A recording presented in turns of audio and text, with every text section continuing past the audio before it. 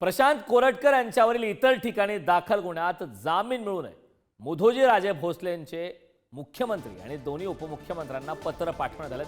महापुरुषांबद्दल आक्षेपार्ह वक्तव्य करणाऱ्यांवर देशद्रोह राजद्रोहाचा गुन्हा दाखल करण्याची मागणी करण्यात आली।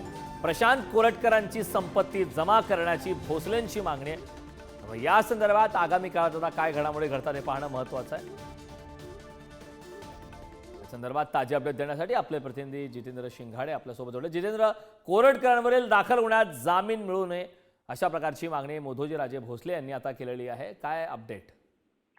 नक्कीच कारण आपल्याला माहिती आहे की इंद्रजित सावंत धमकी प्रकरण आणि शिवाजी महाराज यांच्याबद्दल आक्षेपार्ह वक्तव्य केल्याप्रकरणी प्रशांत कोरटकर यांच्यावर कोल्हापुरात गुन्हा दाखल झालेला आहे। त्यांना कोल्हापूर न्यायालयाने 11 मार्चपर्यंत अंतरिम जामीन दिलेला आहे। मात्र इतर ठिकाणी जे गुन्हे दाखल आहेत त्यात त्यांना जामीन मिळू नये अशी मागणी नागपूरचे राजे श्रीमंत राजे मुधोजी भोसले यांनी मुख्यमंत्री आणि दोन्ही उपमुख्यमंत्र्यांना पत्राद्वारे केलेली आहे। त्याचबरोबर या पत्रात इतरही मागण्या करण्यात आलेल्या आहेत की अशाबद्दलचे जे वक्तव्य करण्यात येतात, जे कोणी महापुरुषांबद्दल आक्षेपार्ह वक्तव्य करतात त्यांच्यावर राजद्रोहाचा गुन्हा दाखल करण्यात यावा, त्यांना जामीन मिळू नये, त्यांच्या संपत्तीची चौकशी करण्यात यावी, अशा प्रकारची विविध मागणी या पत्राद्वारे केलेली आहे। त्याचबरोबर 11 तारखेला आता सुनावणी होणार आहे कोल्हापूर न्यायालयामध्ये।